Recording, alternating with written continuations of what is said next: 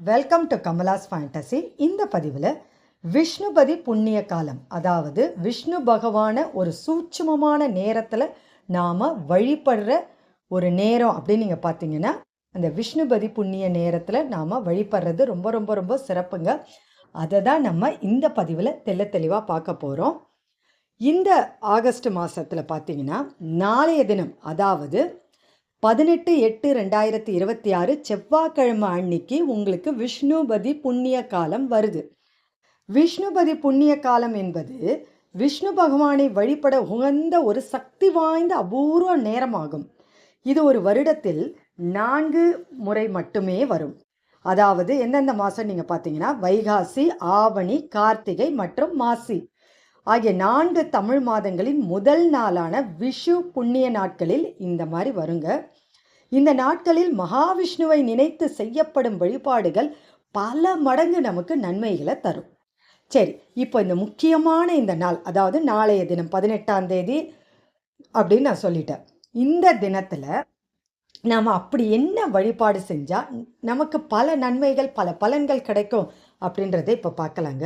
முக்கியமாக நீங்கள் பார்த்தீங்கன்னா உங்கள் அருகில் இருக்கிற கோயிலுக்கு நீங்கள் போய், இது ரொம்ப சக்தி வாய்ந்த ஒரு வழிபாடுனே சொல்லலாங்க. அருகில் இருக்கிற பெருமாள் கோயிலில் கொடிமரம் இருக்கிற கோயிலாக நீங்கள் போயிட்டீங்கன்னா, கொடிமரத்தோடு நீங்கள் பெருமாள் சன்னதியை 27 முறை சுற்றணும். அப்படி 27 முறை சுற்றும் போது 27 பூக்களை கையில் வச்சுருக்கணும். அதாவது துளசியும் மற்ற பூக்களின் இதழ்கள் வச்சுருந்தா கூட போதுமானது. 27 முறை சுற்றி வரும்போது ஒவ்வொரு முறை சுற்றும் போதும் அந்த கொடிமரத்தை தொட்டு அந்த பூக்களை நீங்கள் வச்சுட்டு நீங்கள் சுற்றி வரணும். 27 முறை 27 முறை சுற்றிட்டு நீங்கள் என்ன பண்ணுறீங்க, உள்ள பெருமாள் சன்னதிக்கு போய் பெருமாளையும் தாயாரையும் சேர்ந்து நீங்கள் வழிபாடு செஞ்ச, அதாவது நீங்கள் மனசார அவங்கள தரிசனம் செஞ்சு கும்பிடணும். இந்த மாதிரி கும்பிட்டு நீங்கள் வீட்டுக்கு வரணும். வந்தீங்கன்னா உங்களுக்கு நீங்கள் என்ன வேண்டுதல் வச்சிங்களோ அது உடனே நிறைவேறுங்க. வீட்டில் பண பிரச்சனையே இருக்காது, செல்வ வளம் நல்லா அதிகரிக்கும்.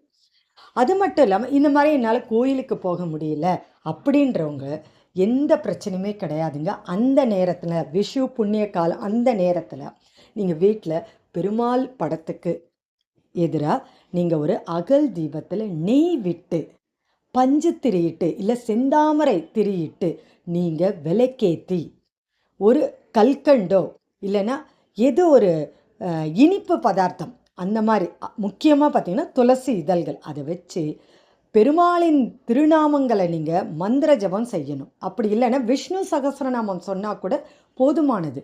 அந்த மாதிரி நீங்கள் செஞ்சீங்கன்னா செல்வ வளத்துக்கு வீட்டில் பஞ்சமே இருக்காது, லக்ஷ்மி கடாஷம் வீட்டில் நிறைஞ்சி இருக்கும். ஏன்னா விஷு புண்ணிய காலம் அப்படின்றது ரொம்ப சக்தி வாய்ந்தது. சரி, இந்த விஷு புண்ணிய காலம் நாளைய தினத்தில் எந்த நேரத்தில் அப்படின்னு நீங்கள் பார்த்தீங்கன்னா, அதாவது 18ஆம் தேதி அதிகாலை 1:30 மணிக்கே ஆரம்பிச்சிருது. ஆனால் நீங்கள் இந்த வழிபாடு இதெல்லாம் செய்யணுன்னா காலையில் 10:30 மணிக்குள்ளார நீங்கள் இந்த வழிபாடு ஏதாவது செஞ்சிடணும். அதாவது கோயிலுக்கு போகிறது முடிஞ்சால் அதை செஞ்சுருங்க. அப்படி இல்லைன்னா விஷ்ணு பகவான் படத்தை வீட்டில் வச்சு அந்த தீபம் ஏற்றி கூட நம்ம வழிபாடு செய்யலாங்க. இது ஒரு முக்கியமான பதிவுனே சொல்லலாம். பலன்கள் பார்த்தீங்கன்னா செல்வ வளம் நல்ல பெருகும். அதாவது மகாவிஷ்ணுவின் அருள் கிடைத்து வீட்டில் பணத்தடை நீங்கி ஐஸ்வர்யம் பெருகும். நீண்ட நாளாக உள்ள கடன் சுமைகள் குறைய பெருமாளின் வழிபாடு உதவி செய்யும். தொழில் முன்னேற்றம் மற்றும் புதிய வருமான வாய்ப்புகள் உருவாகும்.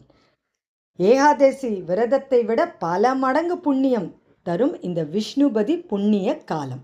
இந்த பதிவு உங்களுக்கு ரொம்பவே பிடிச்சிருந்தா லைக் பண்ணுங்க, உங்கள் உற்றார் உறவினருக்கும் ஷேர் பண்ணி விடுங்க. அடுத்த ஒரு நல்ல ஆன்மீக பதிவோடு உங்களை சந்திக்க வரேன்.